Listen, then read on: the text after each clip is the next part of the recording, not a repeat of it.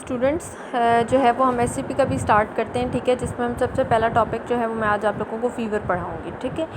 अब आप लोगों को हमें तो मतलब यही लगता है कि फ़ीवर क्या है, कि it is a high temperature, body का टेम्परेचर रेज़ हो जाना, ठीक है। बट अब आपको जो है उसको पढ़ के पता चलेगा कि आपने पेशेंट से कौन कौन से क्वेश्चंस करने हैं। बहुत से कॉजेज़ होते हैं, पैटर्न्स ऑफ फ़ीवर बहुत ज़्यादा हमें डिफरेंट पैटर्न्स फ़ीवर में मिल रहे होते हैं, ग्रेड्स हमें मिल रहे होते हैं, ठीक है, मोड्स होते हैं फ़ीवर के। तो सबसे पहले जो है वो हम देखते हैं कि व्हाट इज़ फ़ीवर, ठीक है। अब फ़ीवर से पहले भी मैं आपको बेसिक 2-3 डेफिनेशंस बताती हूँ कि बॉडी टेम्परेचर क्या होता है। बॉडी टेम्परेचर होता है कि बैलेंस होना, आपकी बॉडी से जितना हीट की प्रोडक्शन हो रही है, यानी बॉडी जितनी हीट बना रही है और बॉडी से हीट का लॉस कितना हो रहा है, इन दोनों के बैलेंस को कहते हैं, that is called body temperature, ठीक है। बॉडी ने हीट बनाई और बॉडी से हीट कितनी लॉस हुई, इन दोनों का बैलेंस जो होता है ना, वो आपका बॉडी टेम्परेचर होता है। अब दो तरह के और टेम्परेचर्स होते हैं, कोर एंड सरफेस टेम्परेचर। अब कोर टेम्परेचर क्या होता है कि बॉडी के इंटरनल ऑर्गन का टेम्परेचर, ठीक है, जो बॉडी का इंटरनल ऑर्गन का टेम्परेचर होता है उसको हम कोर टेम्परेचर कह रहे होते हैं। और सरफेस टेम्परेचर जाहिर सी बात है, आउटर मोस्ट सरफेस जो होगी बॉडी की, उसके टेम्परेचर को हम क्या कहेंगे, सरफेस टेम्परेचर। कोर टेम्परेचर हम किन किन साइट्स पे मेजर करते हैं, रेक्टम से मेजर कर सकते हैं, टिम्पैनिक से मेजर कर सकते हैं, टिम्पैनिक मेम्ब्रेन से, पल्मोनरी आर्टरी से, एसोफेगस से, यूरिनरी ब्लैडर से, ठीक है। ये हमारे पास जो है वो 5 साइट्स हैं जहाँ से हम कोर टेम्परेचर को मेजर कर सकते हैं, ठीक है। अब सरफेस टेम्परेचर आपको पता है कहाँ से मेजर कर सकते हैं, रेक्टली भी कर सकते हैं, एक्जिला से कर सकते हैं, ठीक है, फोरहेड से कर सकते हैं। ये सारे जो एरियाज़ होते हैं वो आपके सरफेस टेम्परेचर के होते हैं, जहाँ से हम लोग सरफेस टेम्परेचर को मेजर करते हैं। उसके बाद फ़ीवर, जो मेन टॉपिक है फ़ीवर, वो डिस्कस करते हैं। What is fever. फ़ीवर को ये चीज़ याद रखनी है कि फ़ीवर को हम पायरेक्सिया और फेब्राइल भी कहते हैं, ठीक है। अक्सर अगर आप डॉक्यूमेंटेशंस देखो, आप किसी हॉस्पिटल वगैरह में जाओ तो वो लिख लेते हैं कि ए फेब्राइल या फेब्राइल, ठीक है, यानी उसको बुखार है या नहीं। What is fever. फ़ीवर ये होता है कि हमें पता है कि हमारे बॉडी में ब्रेन के अंदर एक जो ब्रेन का पार्ट हाइपोथैलेमस है वो बॉडी की टेम्परेचर को रेगुलेट करता है। तो what is the definition of fever, कि जब नॉर्मल सेट टेम्परेचर, जो हमारे हाइपोथैलेमस में नॉर्मल सेट टेम्परेचर जो 98 डिग्री फ़ारेनहाइट या 37 डिग्री सेल्सियस, ठीक है, फ़ारेनहाइट या सेल्सियस में थोड़ा चेंज है, ठीक है, 98 डिग्री फ़ारेनहाइट या 37 डिग्री सेल्सियस जब अपर लिमिट से ज़्यादा हो जाते हैं तो वो क्या कॉज करते हैं, फ़ीवर कॉज करते हैं, पायरेक्सिया कॉज करते हैं, फेब्राइल कॉज करते हैं, तीनों का एक ही मतलब है। तो नॉर्मल रेंज कितनी होगी, नॉर्मल रेंज होती है 97 डिग्री फ़ारेनहाइट से लेके 99 डिग्री फ़ारेनहाइट, और अगर इसी को हम सेल्सियस में कन्वर्ट करें तो 36.1 डिग्री सेल्सियस से लेके 37.2 डिग्री सेल्सियस तक नॉर्मल रेंज होती है। अगर किसी भी बंदे का, किसी भी पेशेंट का टेम्परेचर 97 डिग्री आ रहा है तो that mean it totally normal, ठीक है, कि वो नॉर्मल बॉडी टेम्परेचर आपके पास आ रहा है। कौन से ऐसे फैक्टर्स हैं जो बॉडी टेम्परेचर को अफेक्ट कर रहे होते हैं, तो इसमें 4 से 5 या 5 से 6 फैक्टर्स आ जाते हैं, जिसमें आपकी एज, ठीक है, एज के साथ साथ भी एज भी जो है वो एक इम्पॉर्टेंट फैक्टर है, बॉडी टेम्परेचर को अफेक्ट करता है। हार्मोनल लेवल्स हों, T3 T4 लेवल्स हैं, स्ट्रेस की वजह से, सर्कैडियन रिदम, जो आपका स्लीप अवेक साइकिल डिस्टर्ब हो तब भी बॉडी टेम्परेचर अफेक्ट हो सकता है। इन्वायरमेंटल फैक्टर्स आ सकते हैं, एक्सरसाइज वगैरह भी जो है वो एक उसका इम्पॉर्टेंट रोल होता है, बॉडी टेम्परेचर को अफेक्ट कर रहा होता है। अब फास्ट रूल फॉर क्वेश्चंस, ठीक है, एक रूल है फास्ट रूल्स फॉर क्वेश्चंस, जो हम फ़ीवर में क्वेश्चंस पूछते हैं, हम टोटल ड्यूरेशंस का पूछते हैं। पेशेंट आए, आपने उससे डिफरेंट क्वेश्चंस करने, ठीक है, इसमें हम क्या क्या पूछेंगे कि उसको कोल्ड या चिल्स वगैरह, ठीक है, कोल्ड या चिल्स में से जो भी आपको उसमें पेशेंट में मिल रहा है, शिवरिंग शेकिंग तो नहीं मिल रही, वार्मथ मिल रहा है, स्वेटिंग मिल रही है, क्या चीज़ें मिल रही हैं, ठीक है, ये सारी चीज़ें आप पूछोगे। उसके अलावा आप क्या पेशेंट से पूछोगे, हेडेक, थर्स्ट लेवल आप उसका पूछोगे कि आपको प्यास ज़्यादा लगती है कि प्यास नहीं लगती, उसको जनरल बॉडी एक्स वगैरह के फुल बॉडी, आपको पता है कि जब भी बुखार होता है तो बॉडी में पेन होता है, ठीक है, जनरलाइज्ड बॉडी एक्स मिल रहे होते हैं ना, जनरलाइज बॉडी पेन मिल रहा होता है, लैक ऑफ एनर्जी भी मिल रही होती है, पेशेंट वीक होता है बहुत ज़्यादा, उसको नींद आ रही होती है, स्लीपी तो नहीं है, इरिटेबिलिटी तो नहीं है, उसको ब्रीदिंग में डिफ़िकल्टी तो नहीं है, ठीक है, नोज़िया, पुअर एपेटाइट, तो ये सारी चीज़ें हमने उससे पूछ लेनी है कि उसको टोटल ड्यूरेशन की, हमने फास्ट रूल होता है जिसमें हम टोटल ड्यूरेशन की चीज़ें पूछते हैं, ठीक है, कि उसको जब बुखार है तो उसको ये सिम्टम्स तो नहीं हो रहे। आपने उस पेशेंट से पूछ लेना है कि आपको क्या क्या सिम्टम्स हैं, ठीक है। पहले आपने पेशेंट से ख़ुद पूछना होता है कि आपको क्या क्या सिम्टम्स मिल रहे हैं, ठीक है। उसके बाद हम स्पेसिफ़िकली उन सिम्टम्स पे जाते हैं जो हमें डायग्नोसिस की तरफ लेके जा रहा होता है, या जो हमें शक होता है कि हाँ पेशेंट को ये मसला तो नहीं हो रहा, तो हम उसको कंफर्म करने के लिए हम उससे उस डिज़ीज़ से रिलेटेड हम उससे क्वेश्चन करते हैं, ठीक है। अगर तो पेशेंट आता है उसके पास किसी, अगर वो कहता है कि उसको जो है विविड ड्रीम्स, ठीक है, फीवर के साथ विविड ड्रीम्स मिल रहे हैं, हेलुसिनेशंस हो रही हैं, वॉमिटिंग हो रही है जिसको हम एमिसिस भी कहते हैं, ठीक है, थ्रोइंग अप भी कहते हैं, पकिंग भी कहते हैं, ये सारी चीज़ें वॉमिटिंग के लिए वर्ड्स यूज हो रहे हैं, ठीक है। Emesis, vomiting, throwing up, puking, all these are related to vomiting, या कफिंग हो रही है। तो ये जो 4 सिम्टम्स अगर पेशेंट में आ रहे हैं, हेलुसिनेशंस, विविड ड्रीम्स। अब विविड ड्रीम्स क्या होते हैं? विविड ड्रीम्स बेसिकली पेशेंट क्या बहुत ज़्यादा उसको ऐसे ख्वाब नज़र आते हैं, बहुत ज़्यादा खौफनाक ख्वाब नज़र आ रहे होते हैं, या बाज़ औक़ात उसको ऐसे ख्वाब नज़र आ रहे होते हैं जो उसको लग रहा था ये मेरे रियल लाइफ रिलेटेड जो हैं वो ड्रीम्स हैं।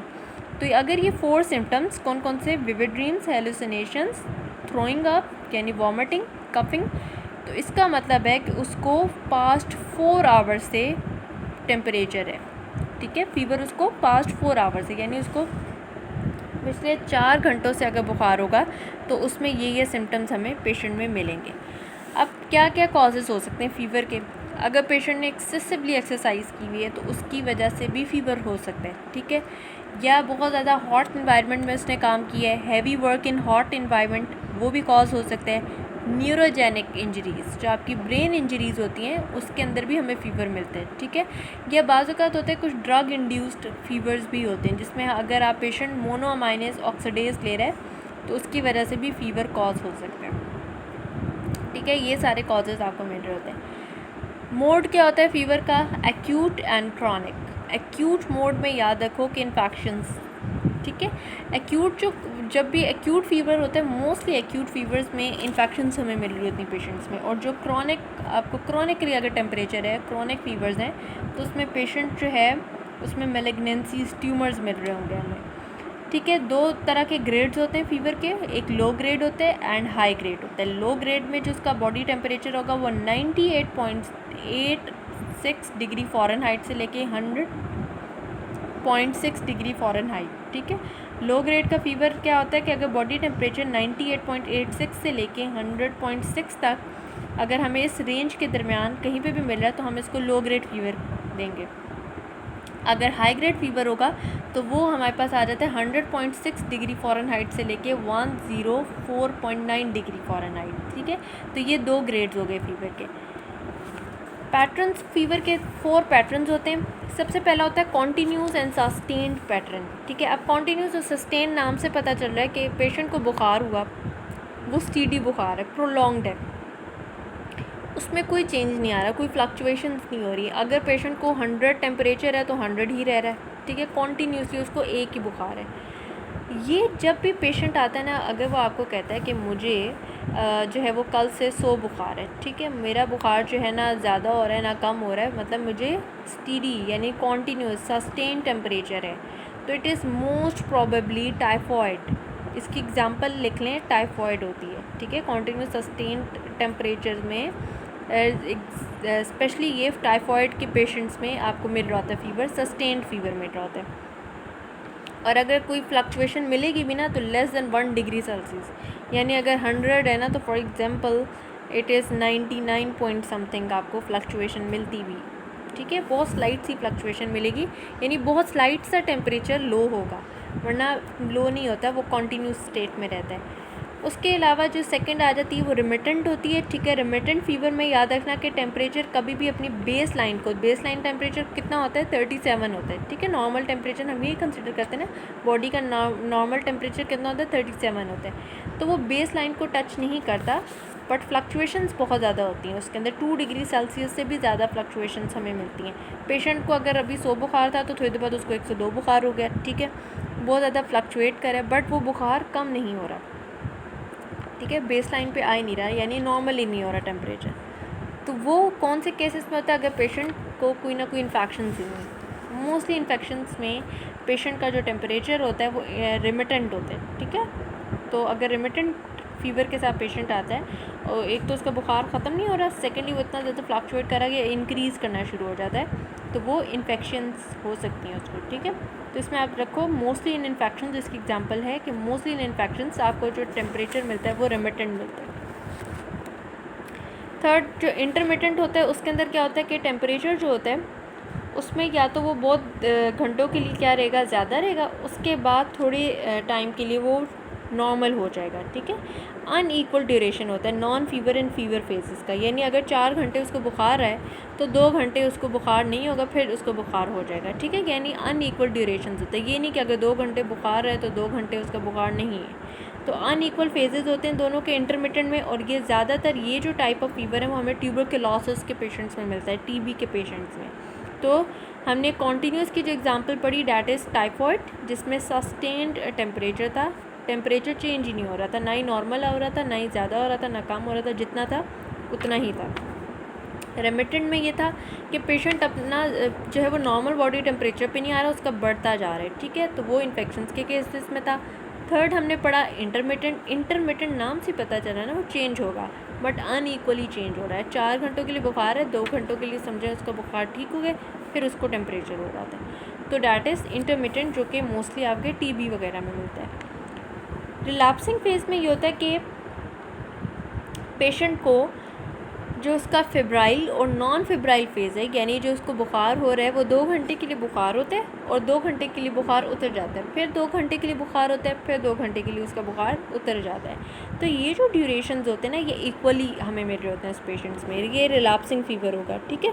ये हमने क्या देख लिया इसके, ये क्या हमने पैटर्न्स को देखा कि उसके अंदर अगर रिलैप्सिंग फ़ीवर मिल रहा है तो वो मोस्टली हॉजकिन्स लिम्फोमा के पेशेंट्स में मिलता है, या पेल एप्स्टीन जो फ़ीवर होता है, पेल एप्स्टीन फ़ीवर, जो किसकी वजह से हो रहा होता है, एप्स्टीन बार वायरस की वजह से, EBV की वजह से जो पेल एप्स्टीन फ़ीवर मिल रहा होता है उसमें यह हॉजकिन्स लिम्फोमा के अंदर हमें जो है वो रिलैप्सिंग फ़ीवर मिल रहा होता है।